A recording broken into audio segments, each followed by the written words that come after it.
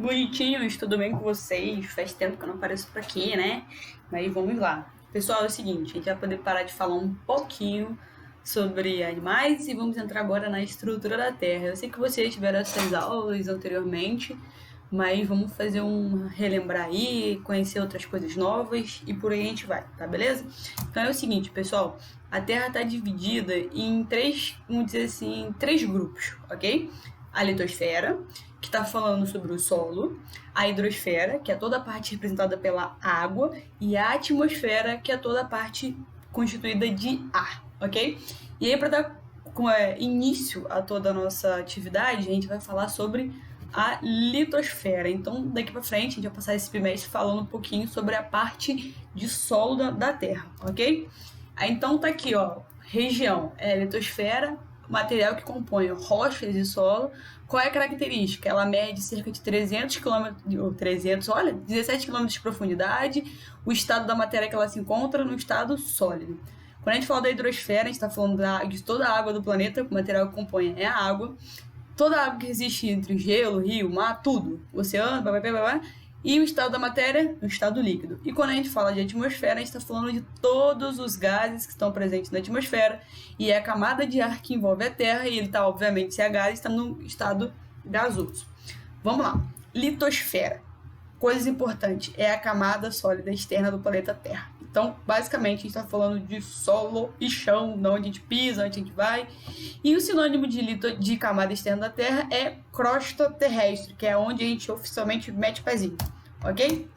E aí, a Terra está dividida em três partes, que vocês conhecem bastante.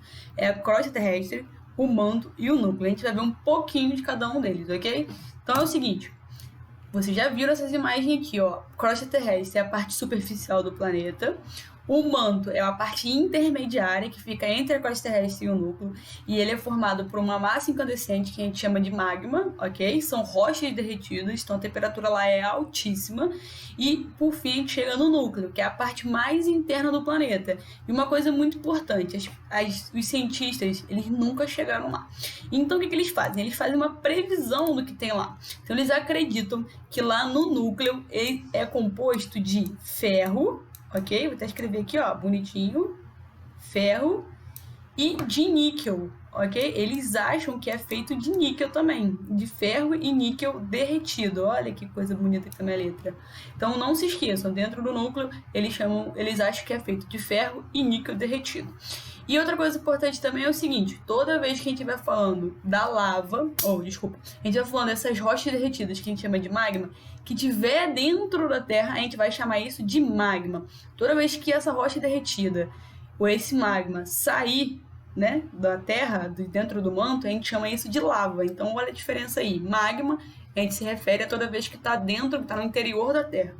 E lava a gente se refere a toda vez que está no exterior da Terra. E o que é isso? É a mesma coisa, é o mesmo nome. É o mesmo material, só que com nome diferente, ok? A gente chama de magma quando está dentro e de lava quando está fora. Continuando. Pensa comigo aí. Para um minuto assim e pensa. O que vocês acham que ia acontecer se a gente começasse a cavar em direção ao centro da Terra? E aí, o que vocês acham que iria rolar aí? Pensa comigo. Seguinte, pessoal, toda vez que a gente fosse se aproximando mais do centro da Terra, a tendência é que as temperaturas aumentassem, então ficasse com uma temperatura muito absurda de quente. Tá bom, Tayane? Como é que você sabe disso? Você já por acaso já foi? Eu não.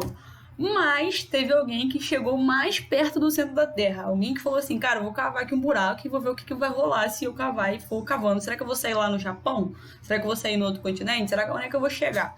E é o seguinte, quem foi que fez essa experiência maluca?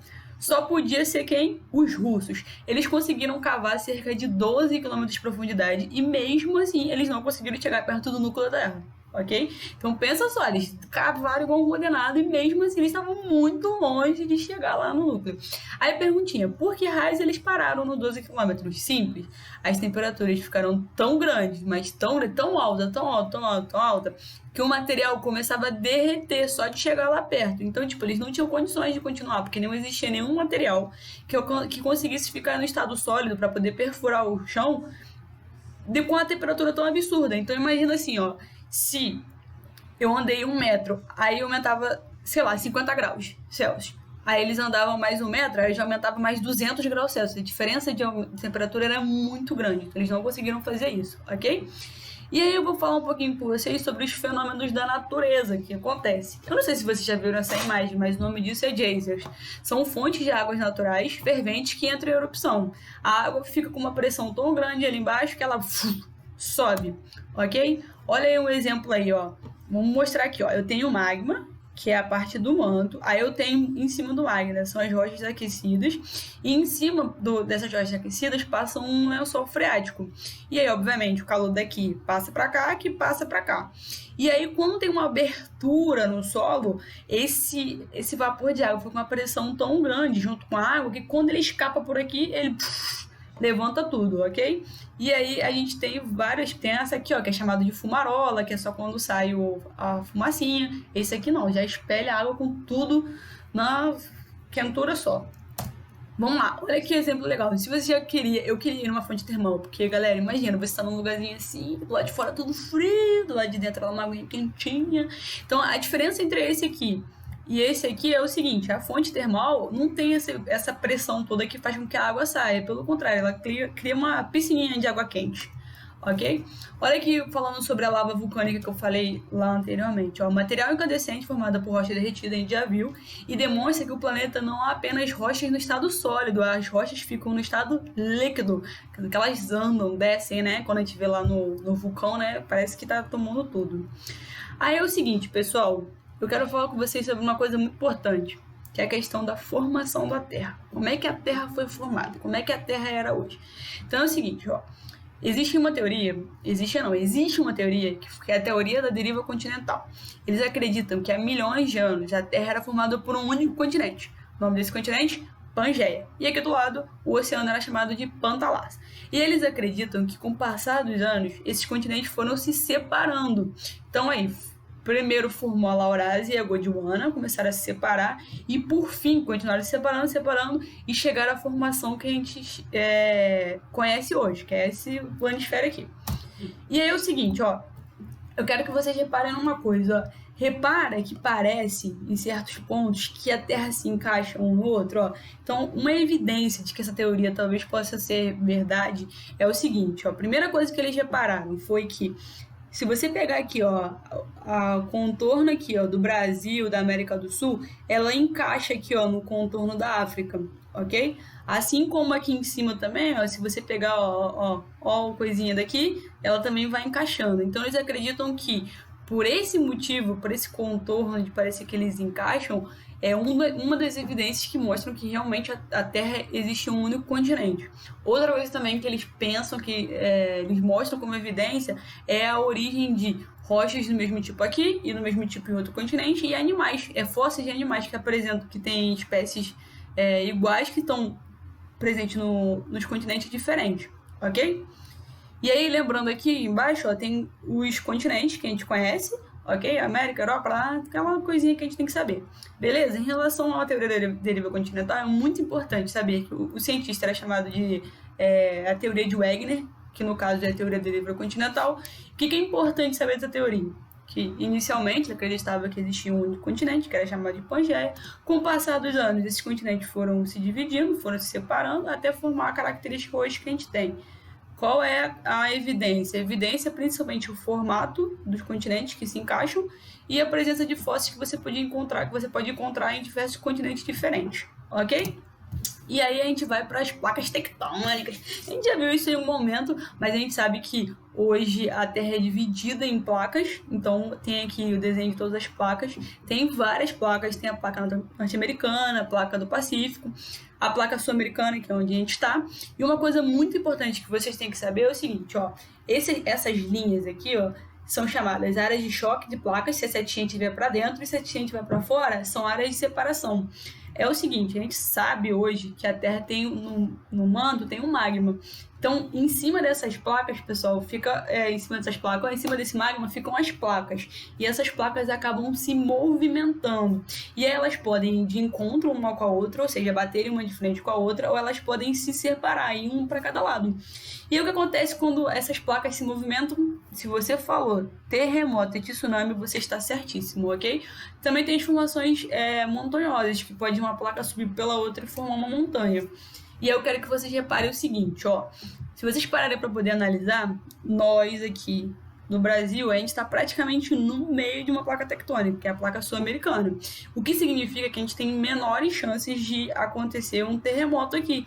Porque onde que acontece esse encontro de placas é o local onde as placas podem bater e causar vibrações, que são as vibrações sísmicas.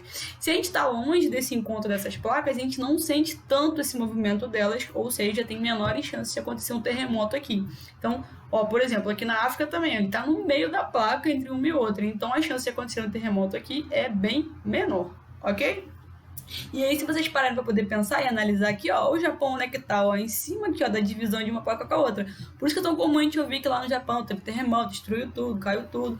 Justamente por isso, porque essas placas estão... Imagina assim, ó, se a gente tivesse com uma placa em cima de uma lama, o que acontece? A placa, ela fica se movimentando, ela não fica paradinha. Então, elas vão se chocar ou vão se afastar e esse movimento causa esses abalos sísmicos. E aqui, ó, o exemplo aqui, ó, o manto, ele não fica... O manto ele não fica parado, ele fica em movimento. Esse movimento faz com que ocorra a convergência ou a divergência. A convergência é quando eles se encontram e a divergência é quando eles separam, ok? E aí acontece o rompimento da crosta terrestre por conta desse manto que fica se movendo aqui. E aí acontece o quê? Terremotos.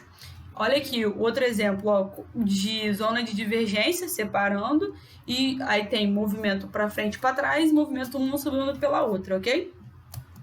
Aí, pessoal, olha só. Quando acontece terremotos, são os tremores que se manifestam na crosta terrestre causados por rupturas. Ou seja, a sua placa tectônica se moveu, causou algum tipo de ruptura na crosta terrestre, e aí a gente vai ter que sentir isso de alguma forma. Como é que a gente sente isso? Através do terremoto. Olha o exemplo aqui de como é que era essa rua antes do terremoto e como é que ela ficou depois do terremoto. As estruturas de casas, prédios, elas acabam caindo. Eu quero mostrar um GIF para vocês aqui, ó, um videozinho que mostra acontecendo um terremoto. Aí repara que o cara daqui, ó, começa a ficar desesperado, porque o pessoal aqui, ó, engatinhando por conta do movimento das placas, imagina o chão. Olha como é que fica o fio aqui balançando aqui em cima, ó. Pessoal, o negócio fica feio aqui. Essa aqui é uma imagem real de um terremoto que aconteceu. Tá aqui em japonês, então deve ter sido lá para aquelas áreas de lá, mas ó, repara como é que tudo tá se movendo e a galera não consegue nem andar direito por conta do movimento das placas que ficam muito intensos, ok? Vou passar o videozinho aqui, ó. É o seguinte, quando eu pergunto para vocês assim, ó, o vídeo aqui a galera tá até com dificuldade para se mover, ó. A gente faz assim, ó, para poder a gente definir o quanto esse terremoto foi grande ou pequeno, existe uma coisa chamada escala Richter. O que a escala Richter faz? Ela vai dizer quão forte foi aquele terremoto, ok? Então, olha só, o exemplo aqui que eu peguei no livro, ó. Magnitude Richter. Se a escala marcar menos do que 3,5, geralmente não é sentido, mas gravado.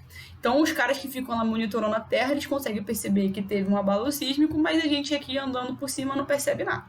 Se ela ficar de 3,5 e 5,4, às vezes é sentido, mas geralmente causa danos. Então, geralmente nada acontece, a gente consegue perceber a Terra movendo, mas nada demais. Aí tem vários níveis da escala. E aí quando você chega lá, assim, ó, entre 7 e 7,9, já é um grande terremoto que pode causar sérios danos numa grande faixa, ou seja, pode cair a casa, se a estrutura não for bem construída. E aí, quando a escala marcar mais de 8, significa um enorme terremoto, pode causar danos em muitas áreas, mesmo que esteja a centenas de quilômetros de distância do epicentro. O que é o epicentro? É o local onde aconteceu realmente. Então, olha só, centenas de quilômetros de distância, vamos supor, aconteceu um terremoto lá no Rio e a gente aqui em Cabo Frio está sentindo, por conta da magnitude dele, ou seja, o quanto ele foi forte. E aí, outra coisa também importante de ressaltar, além do terremoto, são os tsunamis. Olha que imagem bonita, né? Nem parece que vai tomar conta da cidade inteira. Eu não sei se essa imagem é real, eu acredito que não, por conta do tamanho da onda. Acredito que seja uma imagem de um filme qualquer aí, que fale sobre isso. Mas Perguntinha, o que são tsunamis? São terremotos que vão ocorrer sobre oceanos e aí eles vão causar ondas gigantes. E adivinha para onde é que vão essas ondas gigantes? Em direção à nossa cidade, né? Se tiver ela próxima do litoral. E elas vêm com uma força absurda e vêm destruindo tudo que elas vão passando pela frente, ok? Então tem um gifzinho aqui, um videozinho, mostrando mais ou menos como é que seria. A força da água é imensa a ponto de sair destruindo casas, prédios e por aí vai. E aí, pessoal, vou deixar uma dica aqui de um filme que é chamado O Impossível. Eu não sei se vocês já viram esse filme. Se vocês já viram, pode ver de novo. Se vocês não viram, tem lá na Netflix. E ele fala sobre... É baseado numa história real, que é de um grupo, uma família, que estava tirando férias no Sudeste Asiático, tá até aqui. E aí, o que aconteceu? Um tsunami. E eles contam a história da família, de como eles sobreviveram, como é que eles passaram por esse momento horroroso do tsunami. Inclusive mostra a onda vindo e tudo que foi destruído, como é que as pessoas lidaram com isso. Então aproveita aí, dica de quarentena, fica aí minha dica do filme pra vocês verem O Impossível, beleza? Depois eu vou passar mais dicas de filme pra vocês, mas o outro filme vai ser pra vocês fazerem uma atividade. Tudo bem, pessoal? Qualquer